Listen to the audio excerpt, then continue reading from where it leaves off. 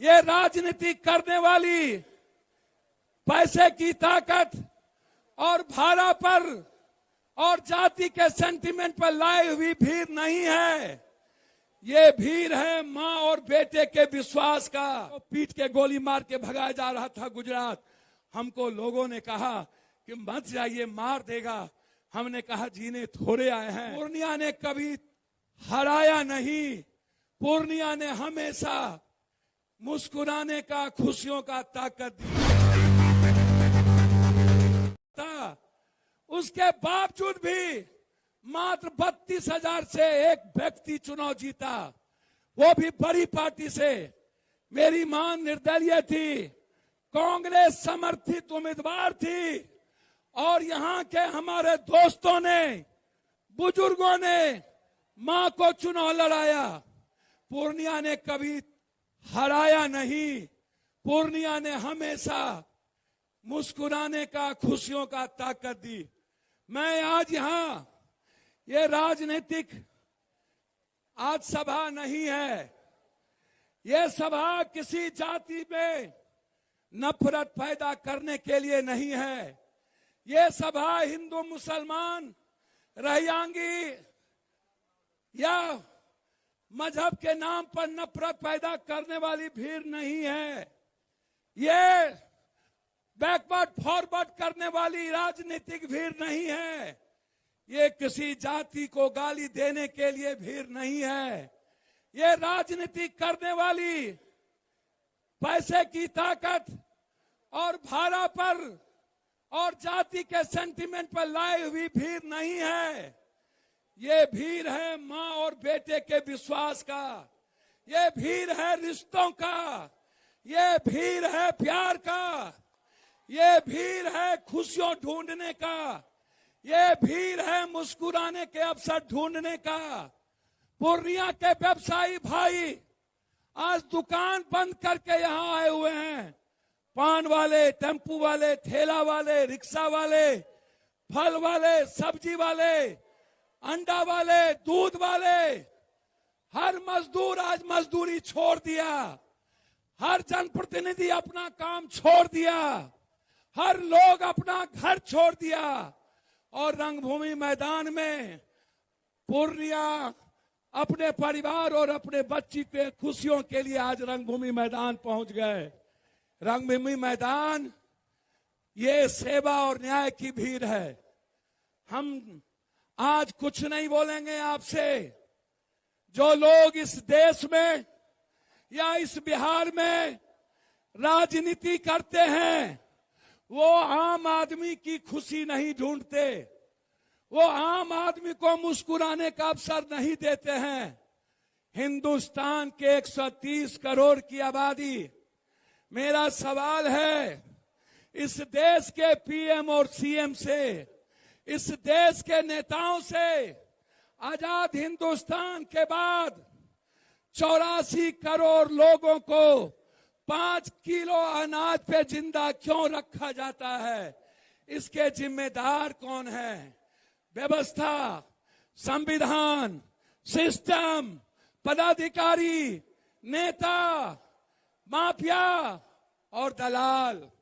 क्यों न्याय नहीं मिली? हम जानना चाहेंगे। जो सर्वे हुआ, उस सर्वे में बिहार में 99% लोगों के पास लैपटॉप और कंप्यूटर नहीं है। जो सर्वे हुआ, 96% लोगों के पास एक व्हीकल नहीं है। जो सर्वे हुआ, 82% लोगों के पास मात्र फूस और टीन का घर है। जो सर्वे हुआ, 9% गरीब ऐसे हैं जिसके पास 1 डिसमिल जमीन नहीं है। जो सर्वे हुआ, ढोल मत बजाइए, ढोल मत बजाइए। जो सर्वे हुआ, उस सर्वे में 72 हाँ चालू तो पहले से हो गया था, भूल चुके हैं। जो सर्वे हुआ वो आप याद रखिएगा। मैं आज आपको कहने आया हूं, उसमें 72% लोगों के पास बिहार में 1 बीघा से नीचे जमीन है। ना उसके पास रोजगार, उसके पास राशन कार्ड बनाने के लिए 2500 रुपये नहीं है, उसके पास आधार कार्ड बनाने के लिए पैसे नहीं हैं, उनके पास जीने के लिए 200 किलो का दाल नहीं है, 180 रुपया किरासन तेल खरीदने की हिम्मत नहीं है, 300 रुपये का शर्ट पहनने की हिम्मत नहीं है, 100 रुपये की चप्पल नहीं पहन सकता, 200 रुपये 400 रुपये का पैंट नहीं पहन सकता। वो आदमी दाल नहीं खाता है, पेक्चा का साग, बथुआ का साग, पटुआ का साग, रैंचा का साग, गैंचा का साग, सुंगठी, मांगूर, बछली, कांकोर, वो ये लोग हैं। मैं इस देश के पीएम से पूछना चाहूंगा, मैं इस देश के सीएम से और नेता से, कब तक पेक्चा का साग, कब तक बथुआ का साग, कब तक पटुआ का साग, कब तक थाली से दाल गायब होगा? कब? यदि कोई आदमी मेरी बात सुनिए, ताली मत बजाइए, मैं आज पूछना चाहूंगा, ये गरीबी क्यों? यदि हमारे पास नीतीश जी विजन है, नरेंद्र भाई मोदी जी आपका सम्मान करते हैं, नीतीश जी आप पर्सनली, मैं किसी नेताओं की इज्जत से कम नहीं करता हूं, लेकिन सवाल भी है। सवाल ये है कि आपके ही सर्वे में दुनिया का सबसे ज्यादा गरीब सीमांचल में पूर्णिया, अररिया, किशनगंज, कटिहार, सुपौल, मधेपुरा, सहरसा, उधर बांका, जमुई, मुंगेर, उस चले जाइए। हम जानना चाहेंगे आपसे बहुत गौर से, मेरा सर्वे नहीं है, हमें बता दीजिए नरेंद्र भाई मोदी जी, ये गरीबी कब मिटेगी? हमें बता दीजिए नरेंद्र भाई मोदी जी, ये गरीब शब्द हमारे लिए अभिशाप कब तक रहेगा? हमें बता दीजिए कि हम 200 रुपया किलो दाल हम खा पाएंगे कि नहीं? यदि हमारे पास मुश्किल से 10% लोगों के घर में आलू और गोभी हो भी गया, तो हल्दी और नमक पर तेल कम देके बनाते हैं। तेल खरीदने की हिम्मत हमारे पास नहीं होती है, हमारे पास अदरक और लहसुन खरीदने की हिम्मत नहीं होती है, हमारे पास लाल मिर्ची खरीदने की हिम्मत नहीं होती है। कब तक सीमांचल जिएगा गरीबी में? आज मेरा सवाल ये है, कब तक इस्तेमाल कीजिएगा? पूर्णिया हो, अररिया हो, तो व्यापारी कहता है हम अपने बच्चों के साथ जीना चाहते हैं। एक सब्जी वाला हमसे कहता है, ठेला वाला, कि सर किसी तरह बचा लीजिए, हम पर जोर है। एक ट्रैक्टर वाला पप्पू से कहता है, सर हम अपनी खेत में मिट्टी काट रहे थे, 3 लाख रुपया का एमवीआई और डीटीओ ने हमको, थानेदार ने हमको हम पर फाइन कर दिया। एक बीपीएल परिवार कहता है कि बेटा पप्पू हमार बात सुना, हमें बल्ब नहीं जले लिए, हमें एकेटा बल्ब जले लिए और हमारा 2 लाख के बिल, 20,000 के बिल, 30,000 के बिल आबि गेले, हमें कना देवे? हमार लाइन काट दिल के, अन्हार में छिए। नरेश मंडल एक मुखिया थे, वहां गांव गए, मुसहरी थी ऋषिदेव भाई का टोला, हम वहां रुके, हमसे उन्होंने कहा एक ही डिबिया है, आज 1.5 महीना से हमको लाइन काट दिया गया, हम तेल नहीं खरीद सकते हैं 180 रुपया, कैसे जिएंगे पप्पू?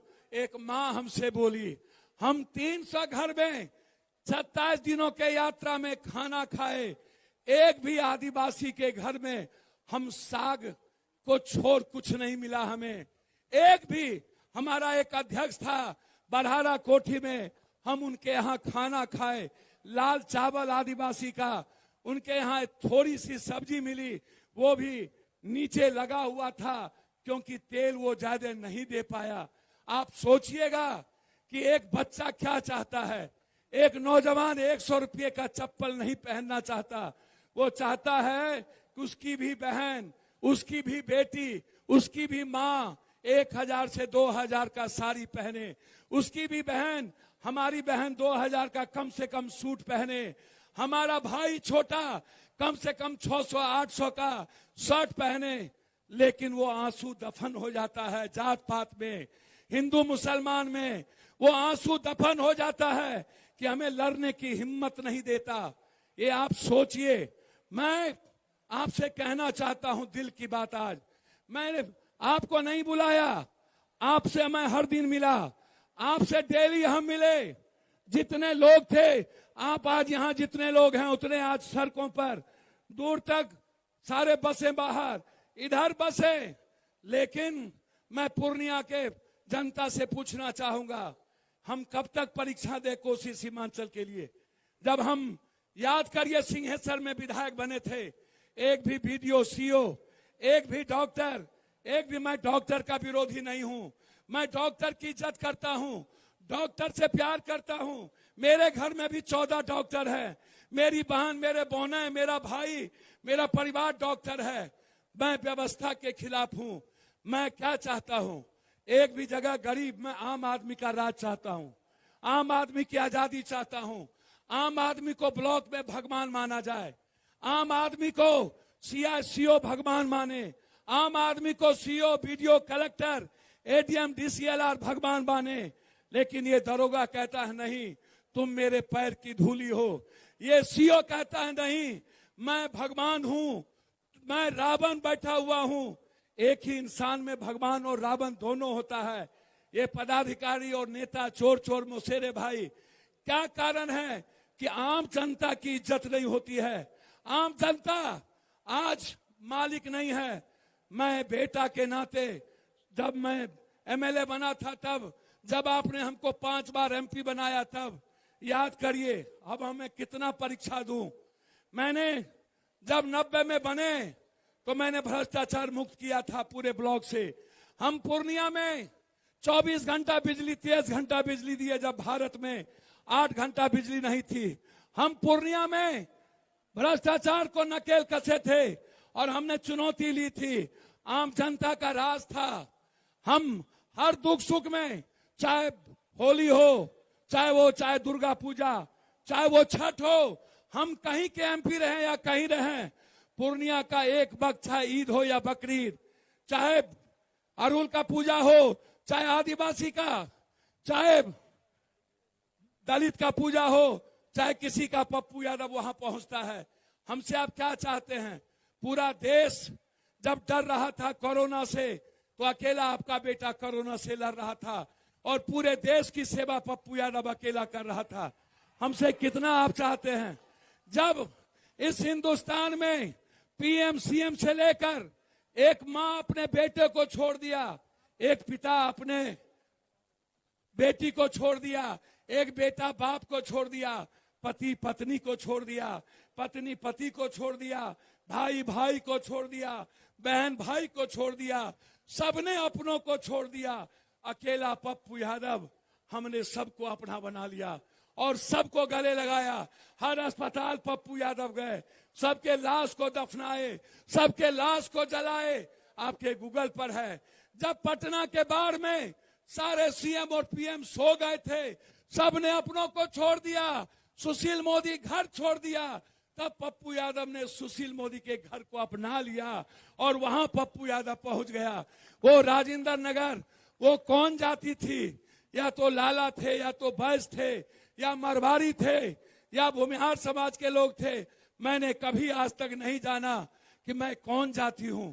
मैंने हमेशा बिना किसी जाति धर्म के पूरे देश, पूरब से पश्चिम, उत्तर से दक्षिण, चाहे गुजरात का भूज हो, चाहे बिहारियों को पीट के गोली मार के भगाया जा रहा था गुजरात, हमको लोगों ने कहा कि मत जाइए, मार देगा।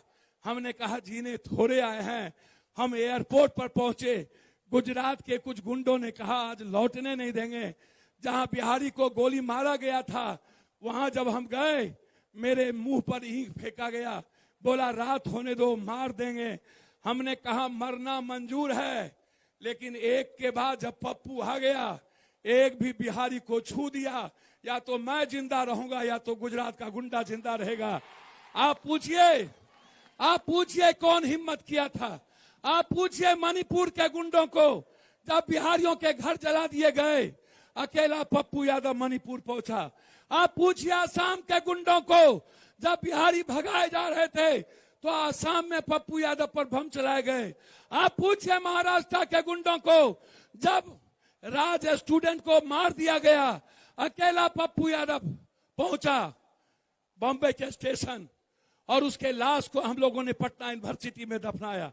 आप पूछिए जब सबने कोटा में अपने बच्चों को छोड़ दिया था, पीएम साहब छोड़ दिए थे, अकेला पप्पू यादव अपने पैसे के अकाउंट से ट्रेन लेकर कोटा से बच्चों को लाने की बात की थी। आप पूछिए उस एमपी एमएलए से, उस मंत्री से, उस मुख्यमंत्री से, उस पीएम से, जब मजदूर लेटरिन का पानी पी रहा था, पैदल चल रहा था, दिल्ली में सबने ताला लगा दिया, भगा दिया था, छोड़ दिया था मरने।